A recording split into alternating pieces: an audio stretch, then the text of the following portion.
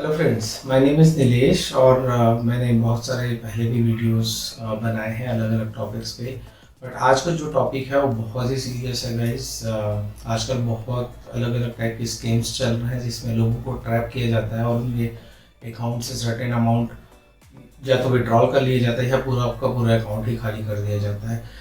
In a similar way last week मेरे पास एक कॉल आया एक लेडी का, और वो क्लेम कर रहे थे कि मैंने कोई रिलायंस की पॉलिसी खरीदी थी 2014 में, और उस पॉलिसी का जस्ट मैंने वन प्रीमियम पे किया था 50,000 के आसपास। उसके बाद मैंने उस पॉलिसी को कंटिन्यू नहीं किया, जो कि लॉक था 5 ईयर्स के लिए, मतलब 5 ईयर्स तक मुझे 50,000 हर साल पे करने थे। बट चूंकि जस्ट मैंने वन इंस्टॉलमेंट पे किया था और उसके बाद मैंने कंटिन्यू नहीं करी, इसलिए वो पॉलिसी अब कैंसिलेशन के लिए रिलायंस के अकाउंट डिपार्टमेंट में गया हुआ है। और अगर मुझे उसे कंटिन्यू कराना है तो मुझे उनके जो रीजनल मैनेजर है, आरएन कहते हैं, उनको कांटेक्ट करना पड़ेगा ताकि वो एक मेल ड्रॉप करें रिलायंस के अकाउंट डिपार्टमेंट को टू होल्ड द पॉलिसी। और उसके बाद उसका जो मेच्योरिटी अमाउंट है, जो वो बता रही थी कि करीब करीब 1,68,000 के आसपास है, वो अमाउंट मुझे मिल जाएगा वापस। तो फिर मैंने बोला कि ठीक है, अगर मेरी पॉलिसी थी जो मैंने 2014 में लिया है और उसका डिटेल मुझे दे दो, क्योंकि मुझे तो याद नहीं है कोई भी डिटेल। तो उन्होंने मुझे पॉलिसी नंबर बताया, मेरा पुराना एड्रेस बताया जो मेंशन है उस पॉलिसी में, जो कि करेक्ट था। मैं पहले उस एड्रेस पे रहता था उस टाइम पे 2014 के आसपास। और फिर उन्होंने मुझे पॉलिसी नंबर प्लस मेरा वो एड्रेस, रेसिडेंशियल एड्रेस, और उसके साथ साथ मुझे आरएम का कांटेक्ट नंबर दिया कि इनसे आप बात करो और उसके बाद उनसे रिक्वेस्ट करो कि वो हमें मेल करें, और उसके बाद हम आपकी पॉलिसी को होल्ड करेंगे। और उसके बाद अगर आपको मेच्योरिटी अमाउंट जो है 1,68,000 का, वो हम आपको पे कर देंगे। तो फिर मैंने क्या किया, मैंने बोला ठीक है, मैं कॉल करता हूँ आरएम को। मुझे पता था कि मेरे पास कोई पॉलिसी नहीं है, ऐसी कोई भी मैंने पॉलिसी नहीं ली है 2014 में रिलायंस से। बट फिर भी मैं चाहता था यार कि मैं जानूँ तो इन लोग करते कैसे हैं, ये जो भी फ्रॉड करते हैं, जो भी स्कैम जो इनका चल रहा है वो कैसे चल रहा है, ताकि मैं आप लोगों का हेल्प कर सकूँ। तो इस वजह से फिर मैंने क्या किया, मैंने आरएम को कॉल किया, जो उनका नंबर मुझे मिला था रिलायंस के अकाउंट डिपार्टमेंट से, उस लेडी के हिसाब से। तो फिर मैंने आरएम को जब कॉल किया तो मैंने अपना नाम बताया और मैंने बताया कि ये मेरी पॉलिसी नंबर है जो मैंने कंटिन्यू नहीं किया था, जस्ट वन प्रीमियम पे किया था 50,000 का 2014 में, और उसको कंटिन्यू तो नहीं करना है मुझे अभी भी, लेकिन जो भी मेच्योरिटी अमाउंट है वो मुझे चाहिए है।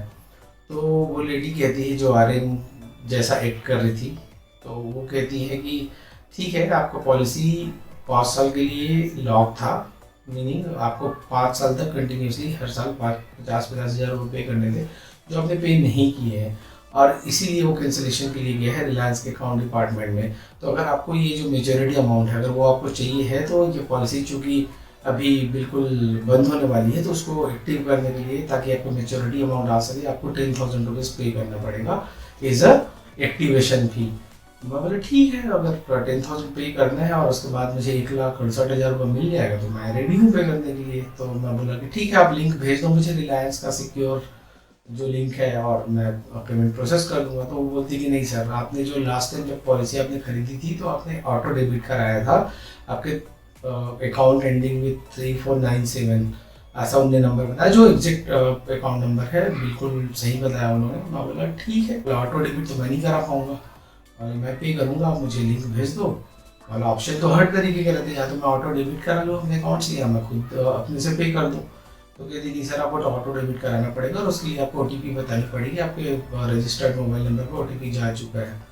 और मेरा मोबाइल नंबर भी उन्होंने बताया। तो मैं देखा यार, बात करते करते ही मेरे पास ओटीपी आ चुका था 10,000 के डेबिट के लिए, और मैं सरप्राइज रह गया। फिर मैं, गलत तरीके है मॉल, अगर आपको कंटिन्यू करना है तो मॉल 10,000 में पे करने के लिए रेडी हूँ, बट मैं रिलायंस का जो सिक्योर लिंक रहेगा उसी में मैं पे करूँगा विद रेफरेंस।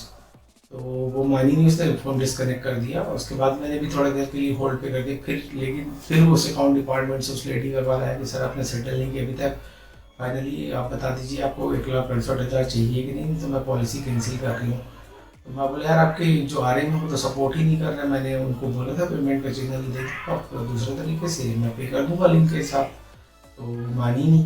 तो कहने का मतलब ये है गाइस कि ये ना पूरी तरीके से आपको जो करने की कोशिश करेंगे वो थोड़ा सेंस ऑफ अर्जेंसी भी दिखाएंगे कि जल्दी करो, पेमेंट जल्दी करो, अदरवाइज आपका 1,68,000 या जो भी ह्यूज अमाउंट है वो आप मिस कर देंगे। तो इसको फोमो कहते हैं, फियर ऑफ मिसिंग आउट, और लोग हड़बड़ी में अपना 1,68,000 या सिमिलर अमाउंट पाने के लिए अपना 10,000 15,000 इजिली पे कर देते हैं। तो आप लोग ऐसे चक्करों में ना फंसे, जस्ट यही मेरा कहने का मतलब था। अगर आपको ऐसा कोई कॉल आता है और फिर भी अगर आप उस अमाउंट को लेने में इंटरेस्टेड है तो आप पूरा डिटेल लीजिए कि कौन सी पॉलिसी मैंने ली थी, कब ली थी, कौन से ब्रांच से ली थी, और कोशिश करिए कि उस ब्रांच में आप विजिट करके उसको वैलिडेट करें, रेदर देन आप इस ऑनलाइन फ्रॉड और जो भी स्कैम हो रहा है उसके चक्कर में ट्रैप हों। जस्ट यही सजेशन है, just follow this simple step, और उसके बाद आप अपने आप को और अपनी फैमिली को सेफ रख सकते हैं। अदरवाइज कुछ भी फाइनेंशियल लॉसेज हो सकते हैं, सतर्कता नहीं बरतते हैं लोग। धन्यवाद गाइस, बस यही मैसेज देना था। Thank you so much for listening, bye bye.